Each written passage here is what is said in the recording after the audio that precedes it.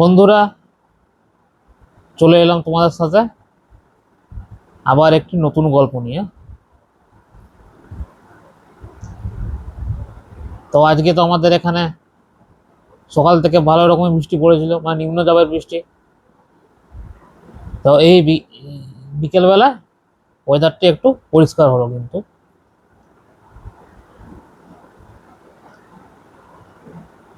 তো যাই হোক, আজকের গল্পটি শুরু করা যাক। অর্ণব আর অনিমেষ দুজনেই একে অপরের রিলেটিভ, মানে খুড়তুতো জ্যেষ্ঠতো ভাই। মানে অর্ণবের বাবা হচ্ছে বড়, আর অনিমেষের বাবা হচ্ছে ছোট। তাহলে খুড়তুতো জ্যেষ্ঠতো ভাই হচ্ছে।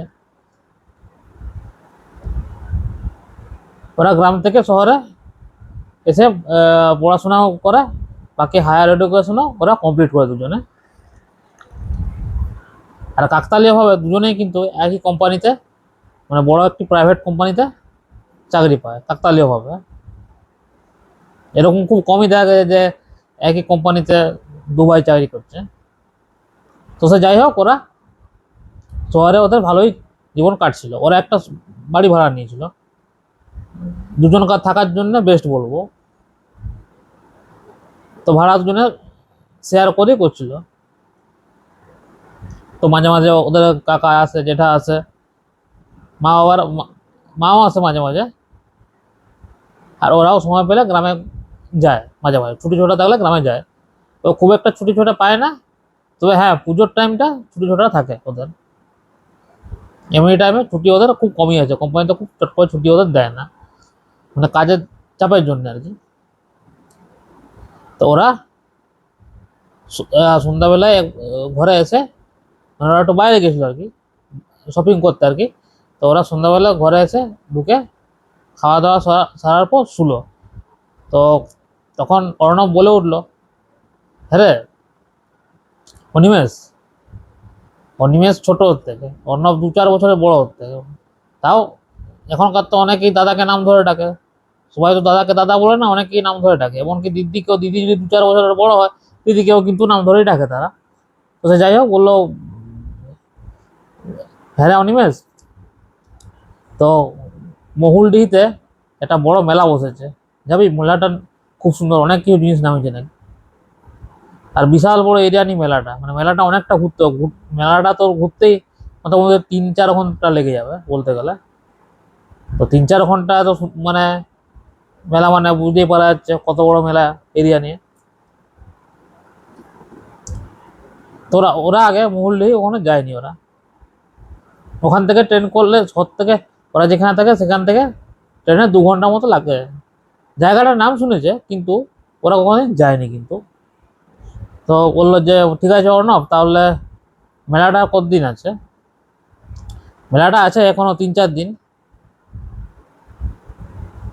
তো মাঝামাঝি তো বৃষ্টি পড়ছে, এপ্রিল মাস যতই হোক মাঝে মাঝে বৃষ্টি নামাচ্ছে, সমস্যা হচ্ছে বিকেল দিকে বৃষ্টি নিয়ে।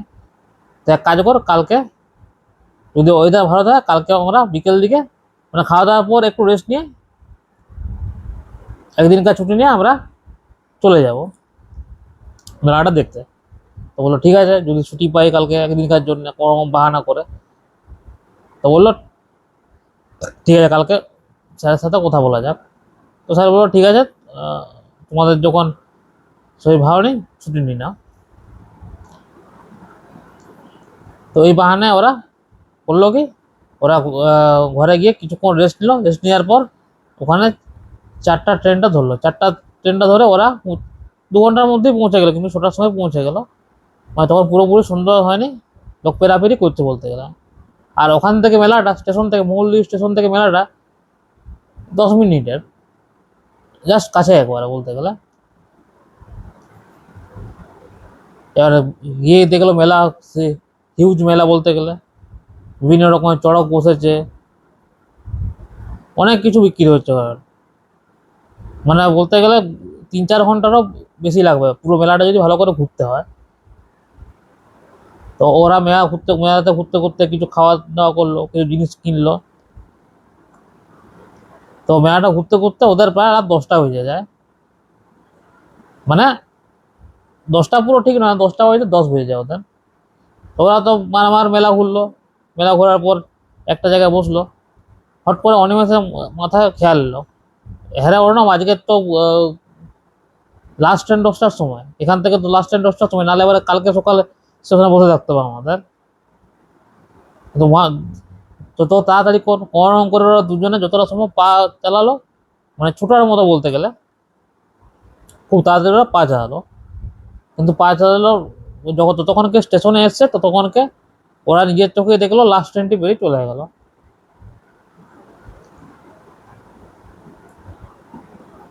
মানে ওরা যখন এসেছে তখনই ট্রেনটি ছেড়ে দিয়েছে, আর ওটি ছিল লাস্ট ট্রেন। এবার কালকে সকালে 8টার দিকে ট্রেন আছে। এবার ওরা দুজন তো মহা মুশকিলে পড়লো। সে না হলে কালকে ওরা ডিউটি কি জয়েন করতে পারবে সকালে ট্রেন ধরে, কিন্তু ব্যাপারটা হচ্ছে এখানে তো কোনো আত্মীয় নেই এদের, বা কোনো পরিচিত কোনো লোকও নেই যে তারা রাত্রিবেলা কাটাবে, স্পেন্ড করবে।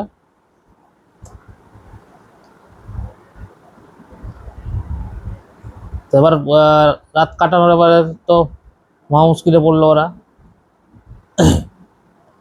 আর স্টেশন মাস্টারকে দেখা যাচ্ছে না, রুমটা তালা দেওয়া, আর স্টেশনেও কাউকে দেখা যাচ্ছে না, শুধু লাইটগুলি জ্বলছে। তো কাউকে দেখতেও পাচ্ছি না যে আশেপাশে যদি কোনো থাকার জায়গা থাকে। হোটেল লজ তো পারো কোনো গল্প নেই, কিন্তু যদি একটা আশ্রয় মানে আজকের রাত্রির জন্য ভর্তক্য যদি হয় তাও চলবে বলতে গেলে। তো ওরাই বললো যে চ না একটু কাছাকাছি দেখে আসি, যদি কোনো মানুষকে দেখতে পাই। তো রাত তো প্রায় ঘুরতে ঘুরতে প্রায় 10:30 বেজে যায় ওদের। তো দেখলো একটি হোটেল খোলা আছে। হোটেলটাতে একটি বয়স্ক ভদ্রলোক, মোটামুটি 60-65 হবে, আর একটি ছেলে আসলো।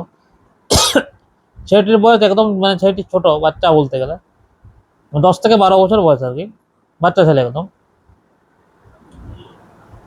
তো তখন বললো অনিমেষ দেখে এই হোটেলটা খোলা আছে, এই হোটেলটা জিজ্ঞেস করতে পার যদি থাকা যায়। আর আর ভাই প্রচণ্ড খিদেও হয়েছে, তাহলে খাওয়াটাও সেরে নেওয়া যাক, তারপর দেখা যাক কী হয়, কথাবার্তা বলে যদি কোনো জায়গা পাওয়া যায়। তো ওনা বললো হ্যাঁ ঠিক, চ একটু খেয়ে নি, বরং খিদেও পেয়েছে কতক্ষণ ঘোরাঘুরি করার পর। তো হোটেলের কাছে গিয়ে বললো কাকা কি কি আছে বললো, মানে মানে খাবার পাওয়া যাবে এখন? বললো হ্যাঁ বাবা পাওয়া যাবে। তো বললো কি কি আছে কাকা? বললো যে মাছ আছে, মাংস আছে, রুটি ভাত কিছুটাও আছে, রুটিও আছে। তো বললো যে ভাত দরকার নেই, রুটি আর মাংস দাও। তো রুটি আর মাংস দুজনে ওরা খেলো। ওই 4টি করে রুটি নিল, দুজনে পেট ভরে রাতের খাওয়াটা সারা হয়ে গেল। তো এবার জিজ্ঞাসা করলো যে কাকা এখানে কোথাও থাকার ব্যবস্থা হবে? আমরা শহর থেকে এসেছি, তো লাস্ট ট্রেনটি যেটি সেটি 10টার সময় পেরিয়ে চলে গেছে। এবার সেই কালকে সকাল 8টার সময় ট্রেন পাবো আবার যাওয়ার। তো এখানে যদি মানে মোটামুটি রাতটুকু যদি আশ্রয় পাওয়া যায়, ভোরের দিকে হলেই আমরা জায়গা ছেড়ে দেবো। তো একটু যদি রাতটুকু যদি আশ্রয় পাওয়া যেত তাহলে খুব ভালো হতো। তো ওই ভদ্রলোক বললেন যে দেখো বাবা থাকার জায়গা তো নেই। তো হ্যাঁ তুমি এক কাজ করতে পারো, আমার পিছনের যে হোটেলের পিছনে দুটি ছোট ছোট রুম করা আছে টিনের, ওখানে তুমি থাকতে পারো। রাত কাটানোর জন্য যথেষ্ট বলবো, একটু অগোছালো আছে কিন্তু রাত কাটানোর জন্য আশা করি ভালো হবে। তো হাতের গায়ে তো চাঁদ পাওয়া গেল, আর অগোছালো হয়তো কি হচ্ছে রাতটি কাটালেই ওরা পরের দিন সকালে বেরিয়ে যাবে। দিয়ে ওরা রুমটা দেখলো, বলো কাকা তুমি যে কি সাহায্য করলে আমাদের, মানে বলে বোঝাতে পারবো না। বলে না না বাবুরা আপনারা বিপদে পড়েছেন, শহর থেকে এসেছেন, তো আমার তো কর্তব্য করার। তো তখন অন্য কাকাকে জিজ্ঞেস করলো কাকা আপনার নাম কি? বললো আমার নাম নিতাই। আর এটি আপনার নাতি? বললো হ্যাঁ নাতি। রাজা, এর নাম রাজা। ছোট এর মা বাবা কিন্তু ছোট থেকে মারা যায়, তো আমার কাছেই থাকে। ওর দাদু হয়, রাজার দাদু হচ্ছে ও নিতাই কাকা। তো আমার কাছে থাকে, পড়াশোনাও করে আর মাঝে মাঝে আমার কাছে হেল্পও করে, পড়াশোনাটাও চালিয়ে যাচ্ছে। তো বললাম বাহ, ও যে ব্যাপারটা শুনে খুবই খারাপ লাগলো। তো ভালোভাবে বড় হোক বাবা, উন্নতি করো। দিয়ে তারপর বললো যে ঠিক আছে বাবুরা আপনার শুন, আমরা বাইরে শুচ্ছি তখন। তো বললো যে আপনারা কোনো অসুবিধা না, আপনারা কাজ করুন না, আপনারা এই ঘরের রুমে শুয়ে দেন কেন না? তো বললো যে না ও কোনো অসুবিধা নেই, আমরা বাইরে গিয়ে শুচ্ছি। তো বললো ঠিক আছে। তখন অনিমেষ বললো যে ঠিক আছে, কাকার যখন বাইরে সুবিধা তখন তখন ঠিক আছে। তো ওরা শুয়ে শুয়ে গল্প করতে শুরু করলো অনেক রকম, মানে দুই ভাই মিলে যেমন গল্প হয় আর কি। এই গল্প করতে করতে কখন যে চোখ লেগে যায় দুজনকার বোঝাই যায় না। তো রাত হয়তো 2টো কি 2:30 এরকম বাজবে হয়তো। তখন হঠাৎ অর্ণব ঘামতে শুরু করেছে প্রচন্ড। এপ্রিল মাসে, হ্যাঁ এপ্রিল মাসে গরম হয় এটা ঠিক, কিন্তু এমন ভাবে ঘামছে যেন সামনে কোথাও আগুন লেগেছে। মানে মানে গ্রীষ্মকালে আগুনের সামনে দাঁড়িয়ে থাকলে যেমন ঘাম দেয়, ঠিক সেই রকম। ও তো সঙ্গে সঙ্গে ঘুম ভেঙে গেছে অর্ণবের। ও দেখছে চারিদিকে আগুন লেগে গেছে। সঙ্গে সঙ্গে অনিমেষকে তোলে, এ ভাই উঠ, অনিমেষ উঠ, তাড়াতাড়ি উঠ, তাড়াতাড়ি ওঠ। তো অনিমেষও দেখে ব্যাপারটা, মানে দেখে মানে হকচকিয়ে গেল বলতে গেলে, আশ্চর্য হয়ে গেল যে কি হলো, আগুন ধরলো কি করে। তো বাইরে গিয়ে দেখলো যে ওদের দুজন কি হলো, ওদের দুজনকে বাঁচাতে হবে। তো তো সঙ্গে সঙ্গে ওরা বাইরে গিয়ে দেখে দুজনেই দাঁড়িয়ে আছে, কিন্তু তাদের প্রেতাত্মারা। ওই নিতাই কাকারও একদিকটা ঝলসানো বলতে গেলে, পুড়ে গেছে বডিটা। আর ওর রাজা যে বাচ্চা ছেলেটি, ওরও বডিটা ঝলসানো। দুজনেই ওরা দাঁড়িয়ে আছে বাইরে। তো ওরা দুজনেই জোরে জোরে হাসতে লাগলো, প্রচন্ড জোরে হাসতে লাগলো ওরা, সে বিকট হাসি। তো অর্ণব ও অনিমেষ কোনো রকমে ওরা তড়িঘড়ি করে ওরা ছুট দিল ওখান থেকে গ্রামের দিকে, সোজা পথ ধরে, মেঠো পথ ধরে ওরা ছুট দিল। ছুট দিতে গিয়ে অর্ণব হোঁচট খেয়ে যায়। হোঁচট খাওয়ার পর ও অজ্ঞান হয়ে পড়ে যায় ওখানে। তো তখন অনিমেষ তো মাথায় হাত, ওর অর্ণব অজ্ঞান হয়ে পড়ে আছে। এবার অনিমেষের কাছে জলও নেই, কি করবে। তো 2-4 জন লোক রাস্তা দিয়ে পেরোচ্ছিল। তো বললো যে দাদা একটু হেল্প করবেন না, আমার ভাই অজ্ঞান হয়ে গেছে। তো আশেপাশে যদি কোনো ডাক্তারখানা বা চিকিৎসালয় যদি থাকে, চেম্বার থাকে ছোট ক্লিনিক, তা তাড়াতাড়ি নিয়ে নিয়ে চলুন তাহলে। আছে ওখানে? ঠিক আছে। তখন 3-4 জন মিলে ধরে ধরে ওরা সামনে একটি চেম্বার ছিল, মানে ক্লিনিক আর কি, তো ওখানে নিয়ে গেল। তো ওখানে মোটামুটি সকাল দিকে অর্ণবের জ্ঞান ফিরল। অনিমেষও ছিল, আর বাকি গ্রামের কয়েকজনও ছিল, ডাক্তারবাবুও ছিলেন ওখানে। তখন অর্ণব হঠাৎ চোখ খুলে দেখলো যে ও একটি ক্লিনিকের মধ্যে আছে। তো বললো যে আমি কি করে এলাম এখানে। তখন ওর ভাই অনিমেষ বললো যে অর্ণব তুই কাছাড় খেয়ে গেছিলি, দিয়ে অজ্ঞান হয়ে গেছিলি। তো এই কাকুরা বা দাদারা এনারা আমাকে হেল্প করলো এই ক্লিনিকে তোকে নিয়ে আসার জন্য। তো তখন মানে অর্ণব বললো যে ধন্যবাদ আপনাদেরকে কাকা, দাদা, ডাক্তারবাবুকে ধন্যবাদ জানানো। তো বললো, তো ডাক্তারবাবু বললো যে দাদা আপনাকে তো এই গ্রামে এর আগে কোনোদিন দেখিনি, আপনাদের দুজনকে, মানে অর্ণব আর অনিমেষকে বলছে আর কি, যে আপনাদের তো এই গ্রামে আগে কোনোদিন দেখিনি, আপনারা কোথায় থাকেন। তো বললো আমরা রূপনগর শহরে থাকি, রূপনগর শহরে আমরা চাকরি করি,